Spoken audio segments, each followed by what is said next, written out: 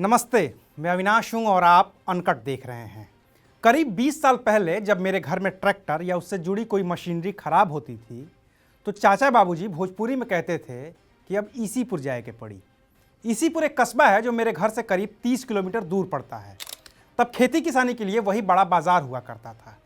बड़े हुए तो पता चला कि उस कस्बे का नाम ईसीपुर नहीं बल्कि यूसुफपुर है, जो अपभ्रंश होकर आज भी मेरे इलाके के तमाम लोगों के लिए ईसीपुर हो गया है।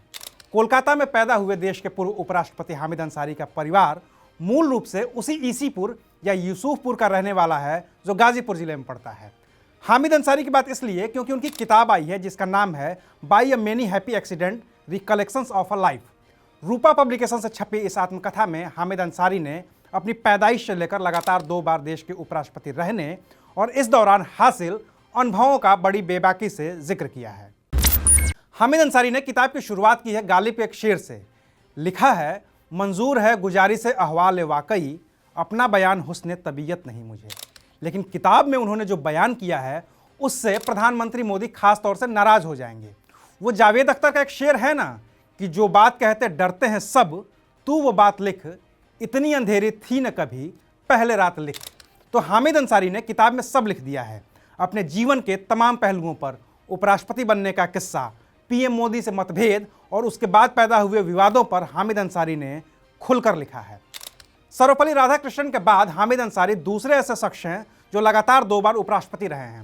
पहली बार उपराष्ट्रपति बनने के बारे में उन्होंने लिखा है कि जुलाई 2007 की शुरुआत में वो इंडिया इंटरनेशनल सेंटर में अपने एक दोस्त का इंतजार कर रहे थे।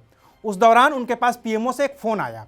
दूसरी तरफ देश के प्रधानमंत्री मनमोहन सिंह थे।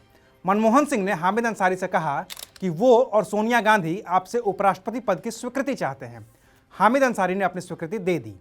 23 जुलाई को जब नामांकन हो रहा था तो उस वक्त इलेक्टोरल रोल की एक सर्टिफाइड कॉपी चाहिए थी। 3 बजे की डेडलाइन थी। तब माइनॉरिटीज़ कमीशन का एक साथी ईस्ट दिल्ली का इलेक्टोरल रोल लेकर आया और फिर हामिद अंसारी का नामांकन हो सका और वो उपराष्ट्रपति बने।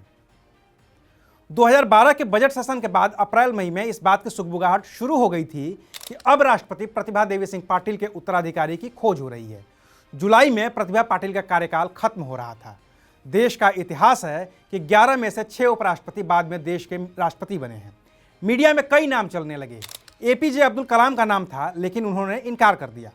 कुछ लोगों ने हामिद अंसारी के नाम की भी चर्चा की क्योंकि वो उपराष्ट्रपति थे। फिर प्रणब मुखर्जी का नाम भी सामने आया, लेकिन इसके लिए मुलायम सिंह यादव और ममता बनर्जी की सहमति की जरूरत थी क्योंकि उनके वोट के बिना जीत नहीं हो सकती थी।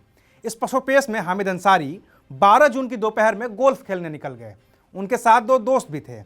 तभी हामिद अंसारी के दफ्तर से फ़ोन आया कि आप दोबारा उपराष्ट्रपति बन रहे हैं। इस वाकये पर हामिद अंसारी अपनी आत्मकथा में दाग दहलवी का एक शेर लिखते हैं। वो लिखते हैं कि किस्मत की खूबी देखिए, टूटी कहाँ कमंद, 2-4 हाथ जबकि लबे बाम रह गया। यानी कि हामिद अंसारी राष्ट्रपति बनते बनते फिर से उपराष्ट्रपति बन गए और जब हामिद अंसारी दोबारा उपराष्ट्रपति बने तो उन्हें अपने दूसरे कार्यकाल के 2 साल के बाद ही दूसरी पार्टी के प्रधानमंत्री के साथ काम करना पड़ा, जिनका नाम है नरेंद्र दामोदर दास मोदी। और अब शुरू होता है हामिद अंसारी की इस आत्मकथा का सबसे दिलचस्प अध्याय। यूं तो हामिद अंसारी की नरेंद्र मोदी से मुलाकात हुई थी गोधरा दंगे के बाद। हामिद अंसारी उपराष्ट्रपति बन गए थे और अस्थायी तौर पर उनका ठिकाना बना था हरियाणा भवन, क्योंकि उपराष्ट्रपति के लिए आवंटित बंगला 6 मौलाना अबुल कलाम रोड पर रंग रोगन का काम चल रहा था। इस दौरान नरेंद्र मोदी से बातचीत में हामिद अंसारी ने पूछा कि गोधरा में आपने ऐसा होने क्यों दिया। बकौल हामिद अंसारी नरेंद्र मोदी ने जवाब दिया कि लोग एक ही पक्ष देखते हैं, अच्छे काम की तरफ कोई ध्यान नहीं देता, जो उन्होंने खास तौर से मुस्लिम लड़कियों की शिक्षा के लिए किया है। हामिद अंसारी ने कहा कि वो इसके बारे में विस्तार से जानना चाहते हैं और इसका तो प्रचार भी होना चाहिए। नरेंद्र मोदी ने जवाब दिया कि ये मेरी राजनीति को सूट नहीं करता है। उपराष्ट्रपति बनने के बाद 2014-15 में मोदी सरकार की ओर से संसद में सवाल उठाया गया कि राज्यसभा में कोई भी बिल शोर शराबे के बीच पास क्यों नहीं हो पा रहा है। सरकार की ओर से पुराने उदाहरण भी दिए गए थे कि जब शोर शराबे के बीच बिल पास होते रहे हैं। हामिद अंसारी ने लिखा है कि बहुमत होने पर तो शोर शराबे के बीच बिल पास होते ही रहा है, लेकिन सरकार के पास राज्यसभा में बहुमत नहीं था। इसलिए लोकसभा में बहुमत वाली सरकार के कह भर देने से राज्यसभा में शोर शराबे के बीच में बिल पास नहीं कर सकता था, क्योंकि ऐसा करना तकनीकी तौर पर और नैतिक तौर पर असंभव था।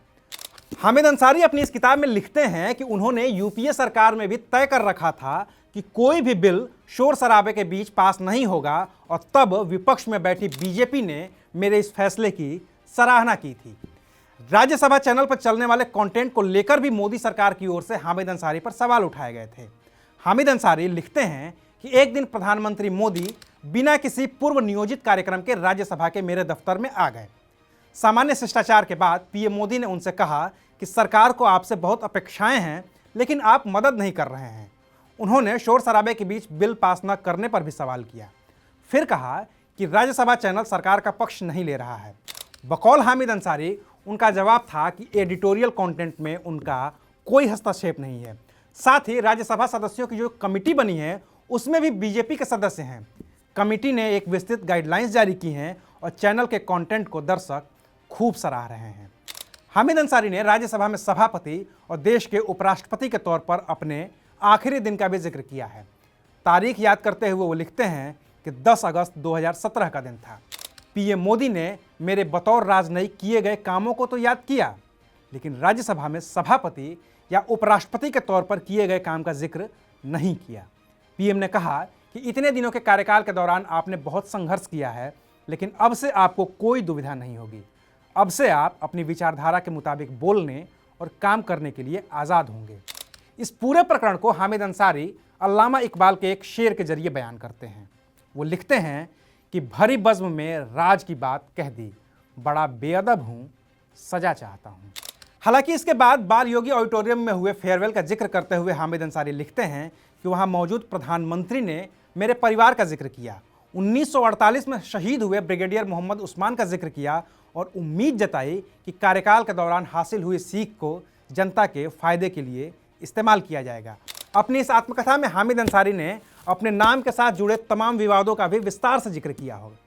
याद होगा आपको 26 जनवरी 2015 का वो दिन जब अमेरिकी राष्ट्रपति बाराक ओबामा गणतंत्र दिवस के मुख्य मेहमान थे।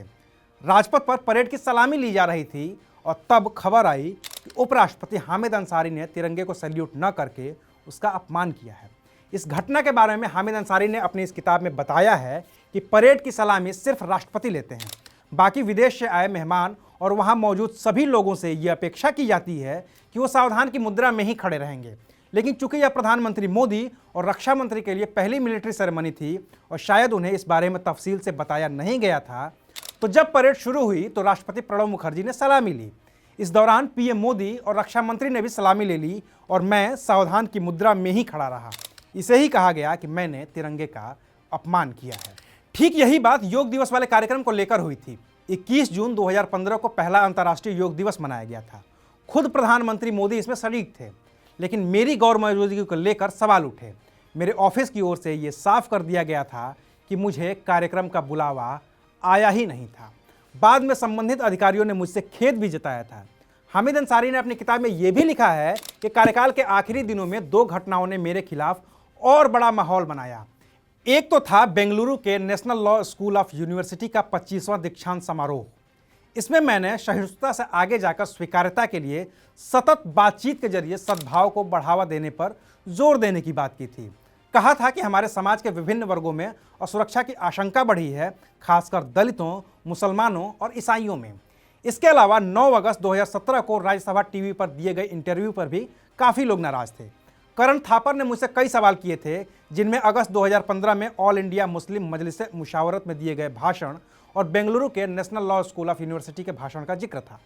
मैंने कहा था कि मुसलमानों में बेचैनी है, असुरक्षा है, जहां भी सकारात्मक कार्रवाई की जरूरत है वहां होनी चाहिए। ये भी कहा था कि भारतीय मुस्लिम अनूठे हैं और चरमपंथी विचारधारा की ओर नहीं खींचते हैं। इसके अलावा हामिद अंसारी ने अपनी इस किताब में लिखा है कि संसद बहुमत से चुनकर आए लोगों की मनमानी की जगह बनकर रह गई है। न्यायपालिका पर भी पूर्व उपराष्ट्रपति ने सवाल उठाए हैं। बाकी तो जैसे जब सत्ता का हस्तांतरण होता है या फिर परिवार में ही सत्ता किसी बुजुर्ग के हाथ से लेकर किसी नौजवान के हाथ में दी जाती है, तो बुजुर्ग आमतौर पर नए निजाम को कुछ सीख देता है। ऐसा ही काम हामिद अंसारी ने भी किया है।